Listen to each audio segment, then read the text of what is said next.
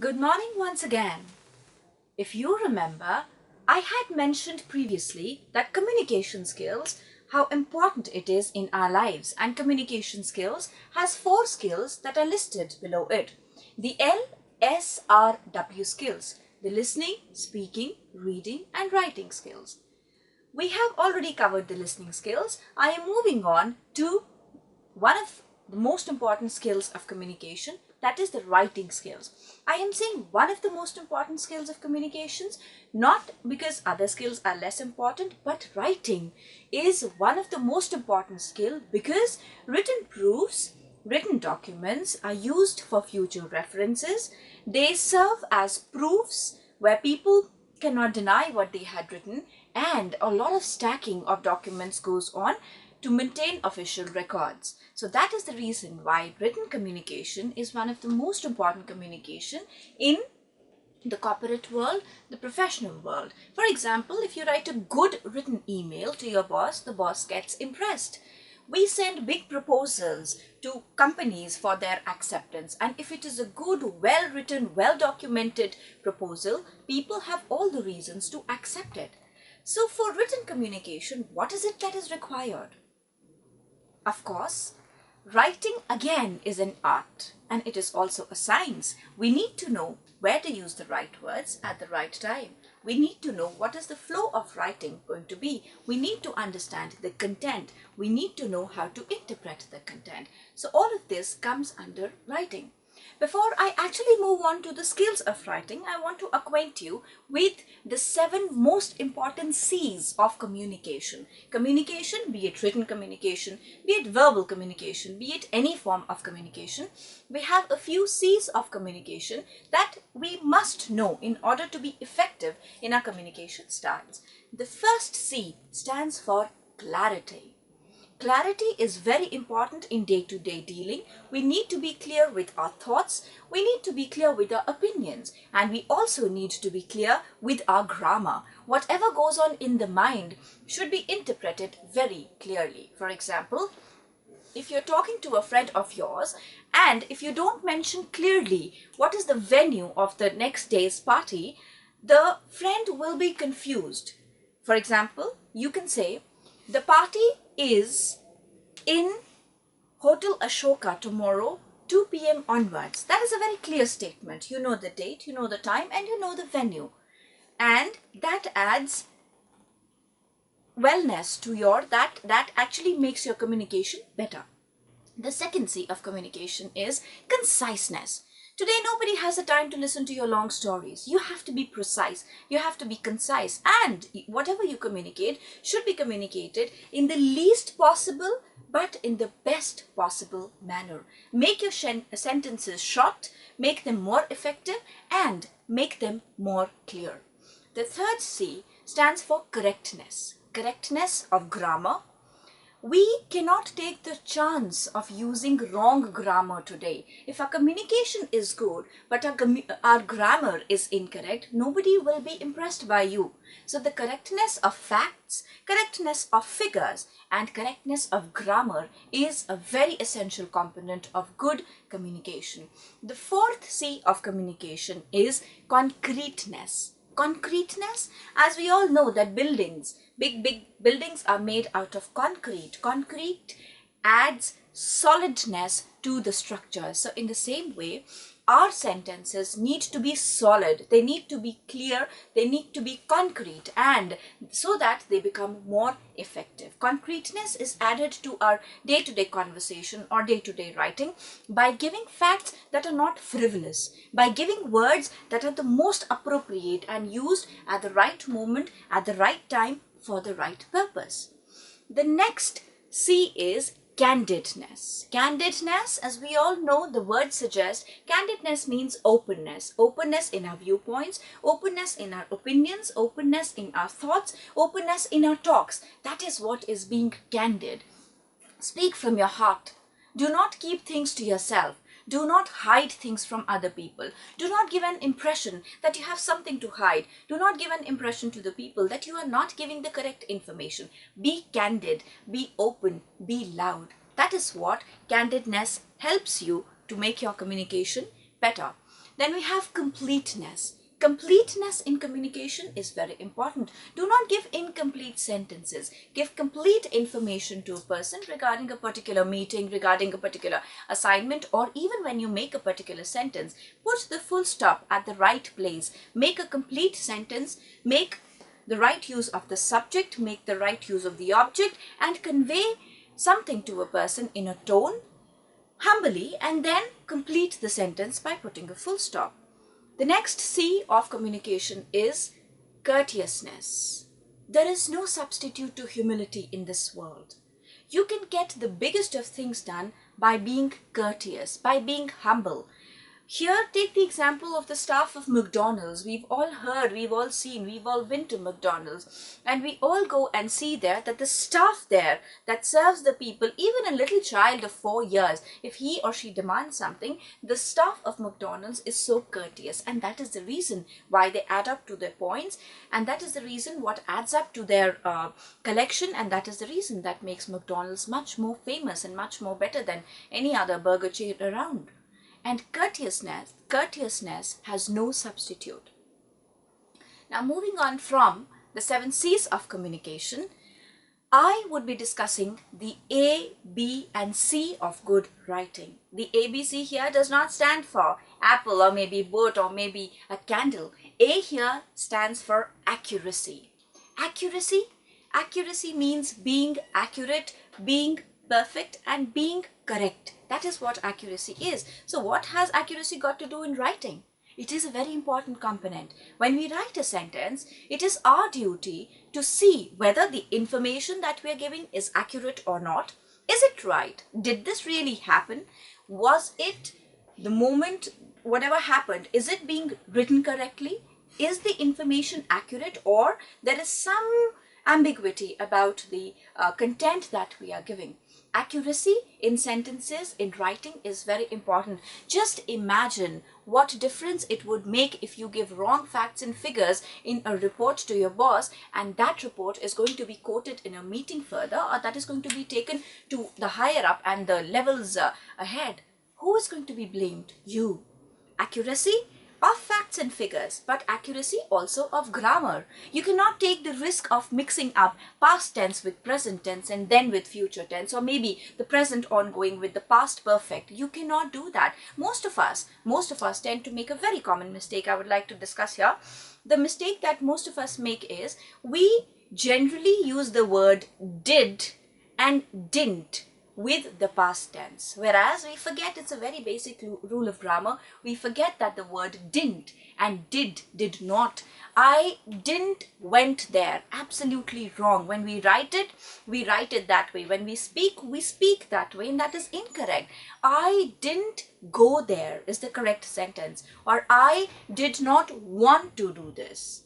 Whatever the sentence be, the word didn't and did do never go with the past tense. So that is a little mistake of grammar. Here we have a lot of other mistakes, like using the verbs at the wrong place, also putting the punctuation at the wrong point, not using the active voice.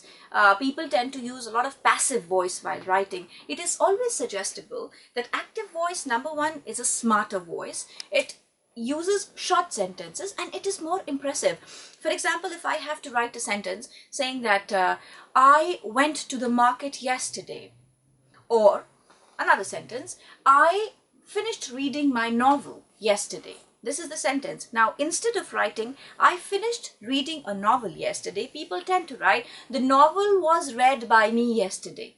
Now, that's not an incorrect sentence, but that is the use of passive voice. Now, the subject should come first, and then what was done upon the subject should come thereafter. So, the use of active voice becomes much more impressive and much more effective.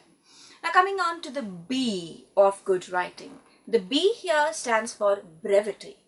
B-R-E-V-I-T-Y. Brevity means preciseness, conciseness, use of short sentences rather than long stories.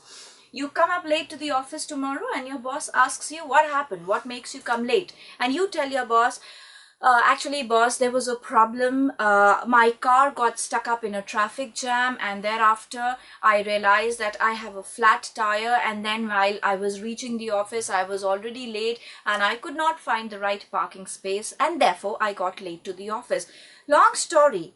Nothing wrong with it. It may be a correct one too, but who has the time to listen to that long story? Or even when you're writing this down, who has the time to read a very, very long report that has been written in a manner that does not look impressive?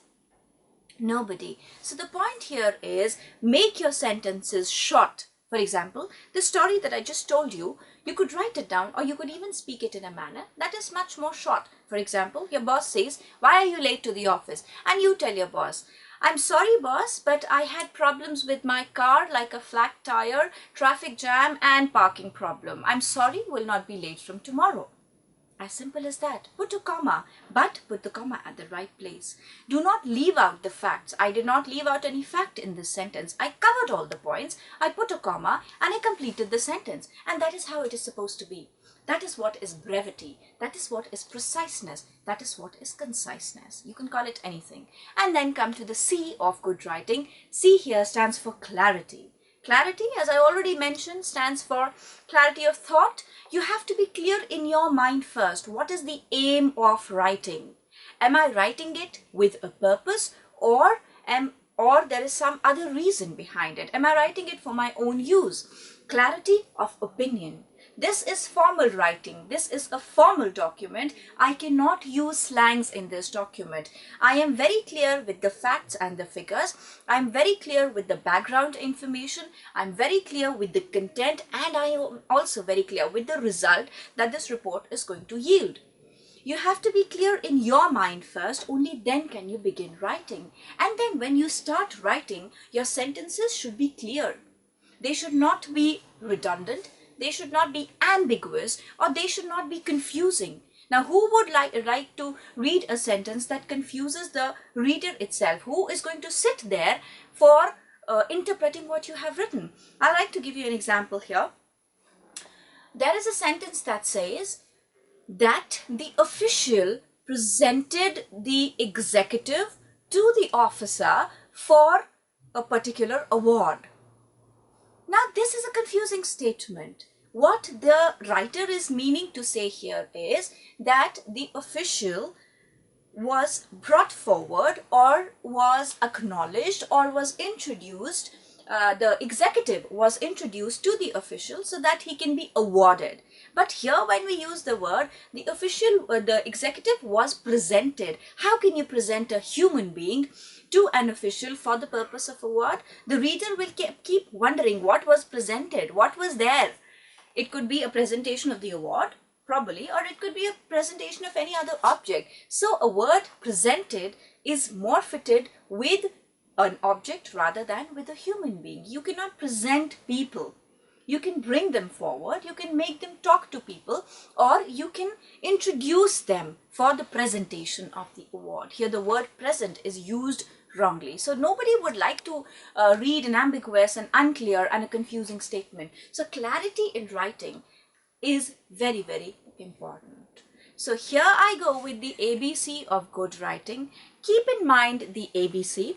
And now I would like to discuss a few errors that we generally commit, the little mistakes that we commit while writing a good piece of writing. For example, you are writing a good report, or you're even doing research on something and you want to write a research paper. Now understand that technical writing is about facts, it's about figures, and it's also about the correct interpretation that should yield some result. Ultimately, we are all writing something with an aim, with a purpose in mind. So a few mistakes that we generally make, I have categorized them into a few errors. The first could be a typographical error. Now, while typing, everybody works on computers these days. Nobody writes with hands, or even when you write with a hand, there can be a typographical error. A typographical error could be in terms of indentation.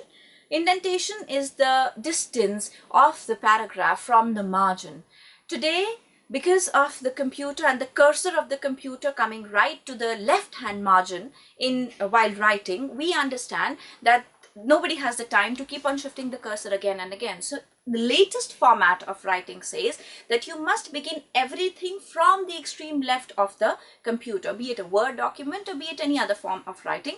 When you write, you begin from the extreme left hand corner and you follow the same pattern. It saves your time and it makes the document look more clear. So the typographical error can be in terms of indentation. It can also be in terms of the spelling mistake.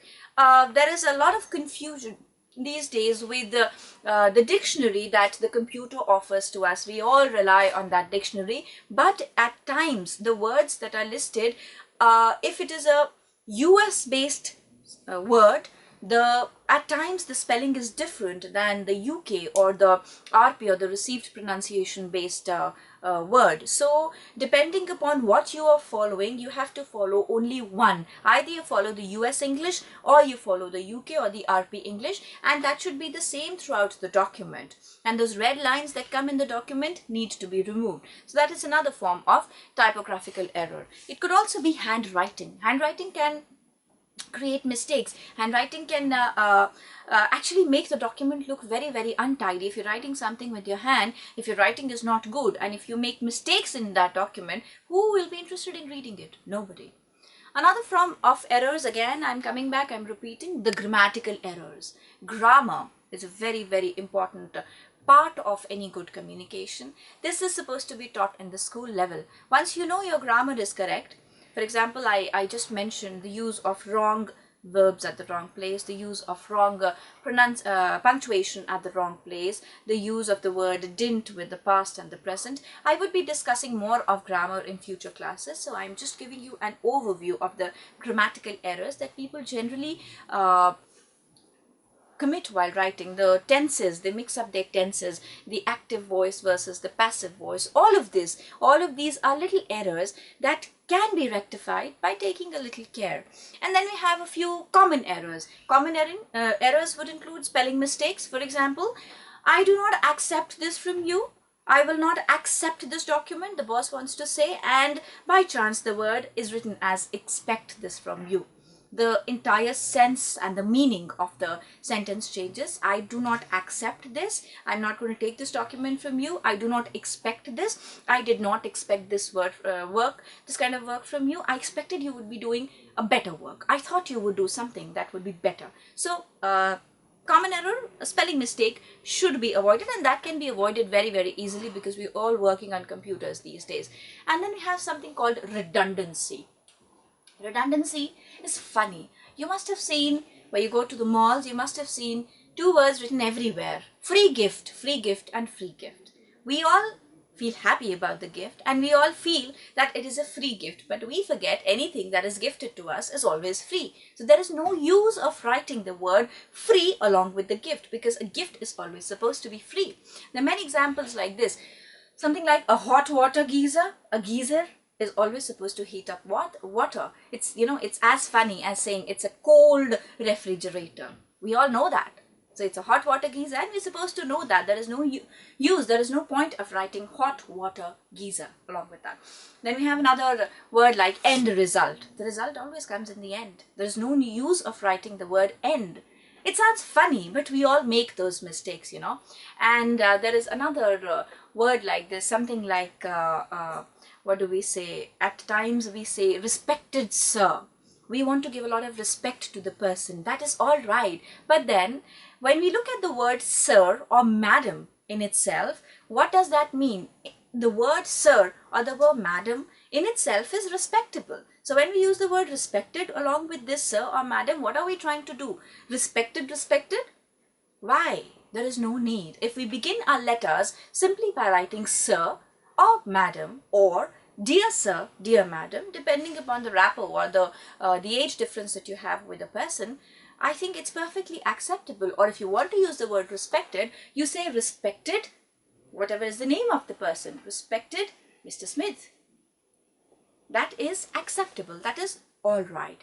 And then we have other errors like ambiguity. People write a lot of ambiguous statements, a lot of unclear, a lot of vague statements where something or the other is missing, or where the sense of the word is completely changed. Ambiguity is something that comes when the information given to you is complete and when you interpret it in a complete manner. And then we have something called code mixing. People are in a habit of mixing up their own language with the English language these days. We read a lot of advertisements. For example, this advertisements like "Ye dil mange more."